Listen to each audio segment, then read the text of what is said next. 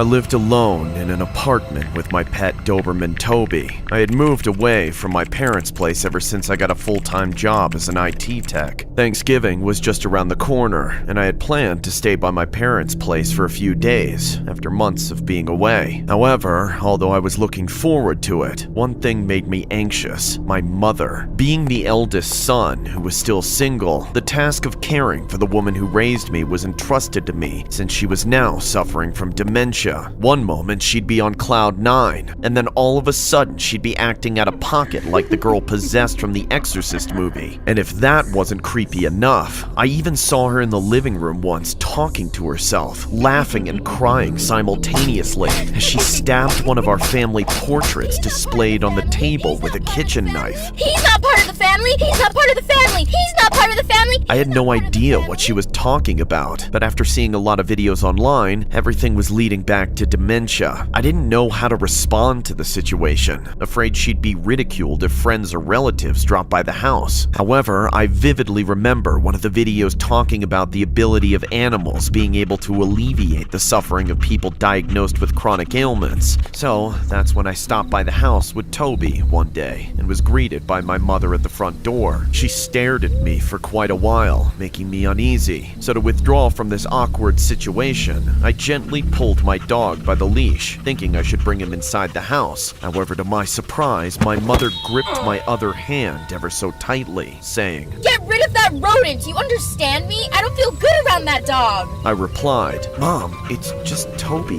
He used to live in this house before, remember? I took him away when I moved out. Can you at least try to remember that?" However, she frowned upon me, mistaking it for disrespect. How dare you! You're in no position to defy me. Mom, if I'm coming over for Thanksgiving, then so is To Toby. hell with that dog! You only want him for yourself. You can't fool me. People around me would always talk about patience, reminding me that her behavior was simply the result of her ongoing condition. But there's a limit to everything. Once the cup is full, everything would fall into disarray. Frustrated, I shouted, "No, he's not going anywhere! You're the reason why I wanted to move out!" Frightened, Toby ceased to wag his tail, slowly hiding behind my legs, and at that moment, I saw my mother's eyes brimming with hate. Then, seconds later, her mood changed again, as she smiled and said, All right, we'll have it your way. Come in, little boy. Who's a good boy? Yes, you are. She caressed Toby's head and brought him inside, as I stood there delirious, and nothing out of the ordinary transpired in the days that followed. However, just when I thought she had gotten closer to Toby, I heard her hollering in the dining room one night. I got up to check on her and saw that she was distraught by all the broken plates scattered on the floor. Then, as soon as she saw me, she yanked me by the collar and said, Donate this dog. Give him away or leave him in the forest. I don't care. Just get rid of him. I didn't know what to make of it, since Toby was well behaved the entire time. For all I know, my mother could have been the one responsible for all the broken plates, coercing me to cave in. I ended up getting a broom and sweeping the sharp pieces of glass away, while I saw my mother scamper to her room, leaving me to clean up the mess. I figured I'd bring Toby around the next time we had dinner, in hopes that if she saw my father around Toby, then maybe she'd eventually warm up to him. One night, I went into the kitchen to get myself a glass of water, and could hear my mother's voice in the living room talking to our dog. I didn't want to frighten her, and so I gradually walked toward the room and took a peek. It'll all be over soon, you rodent. You don't belong here. My son's right. It's no use giving you away. That wouldn't suffice. What we need is a permanent solution. It's time to give thanks.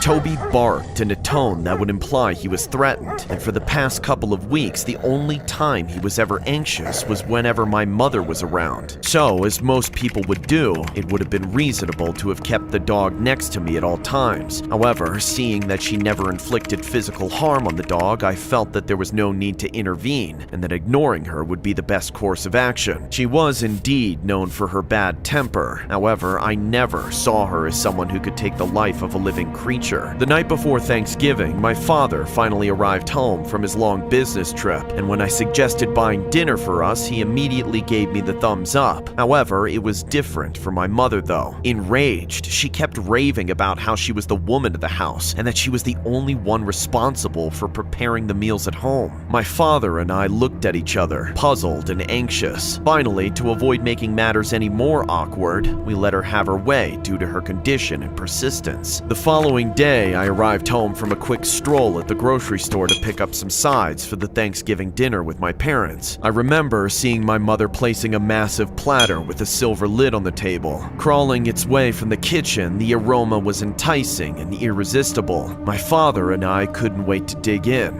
However, as soon as my mother lifted the silver lid, something that was definitely not turkey, she glanced at my father and me, saying, I thought of being more creative this year, so bon appetit! and just like that, Toby went from an adorable pet to a nauseating. Happy birthday, Jeffy! Yeah! Touch my butthole! Yeah, Jeffy, you're 20 years old in the 5th grade. Isn't that a little weird? Touch my butthole! Yeah!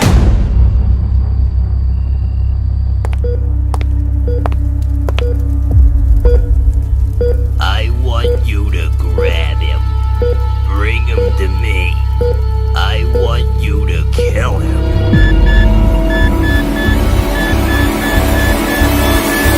All right, Jeffy. Surprise! That's the coolest car in the world! Thanks, Daddy! Maybe one day you'll move out like today. I'm gonna spray paint that bitch.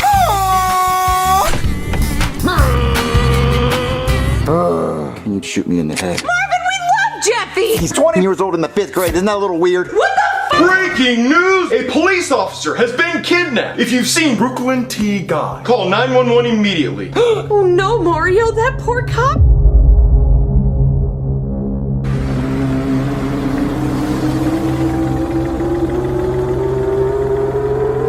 I told them not to open the door, but what did they do? They went and opened it, so I had to kill them, and then people just keep opening the door.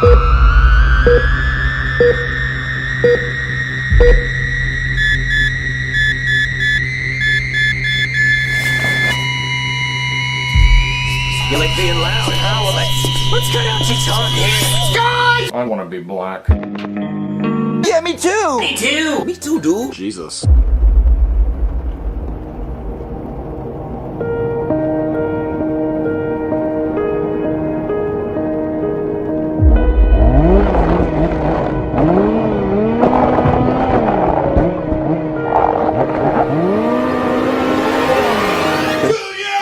Can you take the trash out? It smells like a body's rotting in here. I hate taking out the trash. Chef Baby! Chef Baby! Chef Baby, where are you? Chef Baby! Chef Baby! What the? Junior, where is he, Cody? He's not in his room. He's not in here. Where could he be?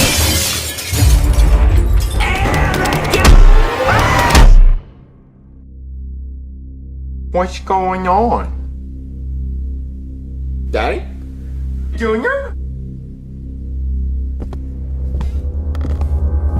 What's going on? Daddy! Daddy, wait!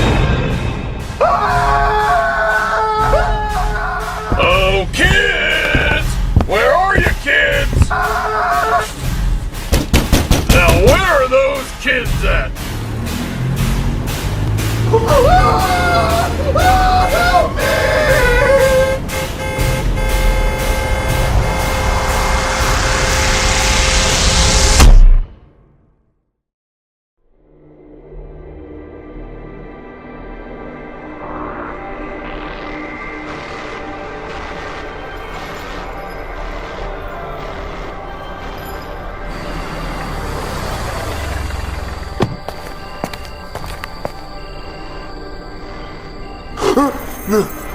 I would be with you in a minute. No! Help me! You know, she was impatient. Look what happened to her. Hi, Jeffy, how was your day? So, guys, what do you want to do today? This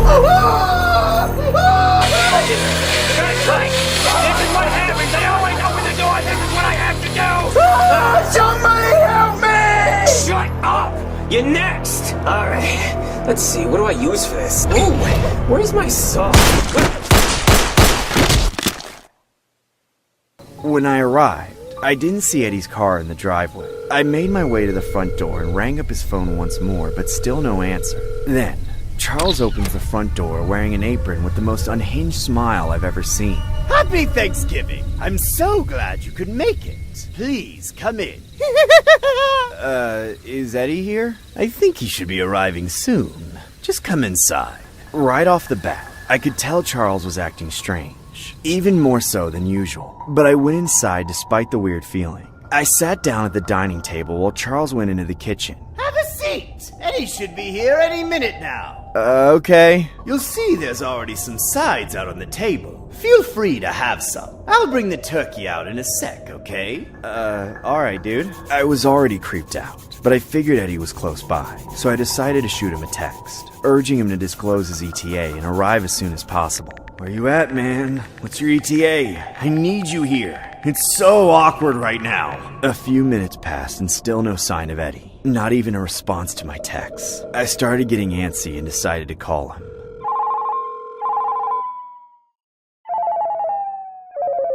Right away, heard his phone ringing from inside the house. It seemed like the rings were coming from the kitchen. Eddie had a very distinctive ringtone, so I knew it had to be his phone. Quietly, I got up and crept toward the kitchen. His phone was blasting at full volume right around the corner. Hey! I was just about to step in when Charles came careening around the corner. No guests in the kitchen. Get back to your seat, Mr. Snoopy. Okay. Have a seat. The turkey is done, so if you want some, I'll need to see some manners. Okay, Charles. The turkey smells delicious. Charles was blocking me from going into the kitchen, so I was forced to go back to my seat. As I did so, Charles put the huge platter down at the center of the table and took the seat directly across from me. I was literally starting to shake and hyperventilate. Eddie's phone was still going off and Charles was staring at me with the psychotic look in his eyes. Is that Eddie's phone ringing in the kitchen over there? Of course not! It's my phone. I told you already. No guests allowed in the kitchen. I held my phone out and showed him that I was dialing Eddie's phone. A couple rings later and it timed out.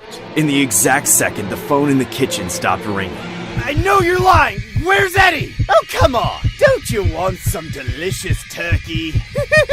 No! Shut up! Tell me where Eddie is! I really thought you were smart. I can't believe you haven't figured it out yet. Isn't it obvious? Eddie is right here! Charles lifted the dome off the platter, and on it was a turkey with Eddie's head. It was severed and sewn on top of a turkey, and it was moving, wings, legs, and all. I went into the dining area and immediately began swinging the blade back and forth, like I was a character living in a GTA universe. Suddenly, it was silent. There was no one to tell me what to do, and finally, I was free. And so, wearing my blood-stained clothes, I brought out my console, sat on the couch in the living room, and began playing games. A few minutes later, I put down my controller and started eating my mom's delicious meatloaf. Then, when I finished, I called the cops, waiting to disclose everything that transpired. 911, please state your emergency. Hi, my name is Louie. I wanted to say Happy Thanksgiving. My mom just made me the best meatloaf and turkey a son could ever ask for. Sir, may I please ask if this is an emergency or not? I just wanted meatloaf. Sir, My parents wouldn't give it to me, so I had to finish them. Sir, there should be a dispatcher close to your proximity within the next few minutes. I made the odd decision to turn myself in, as sirens could be heard in the background. Sir? Hello? Sir? Sir?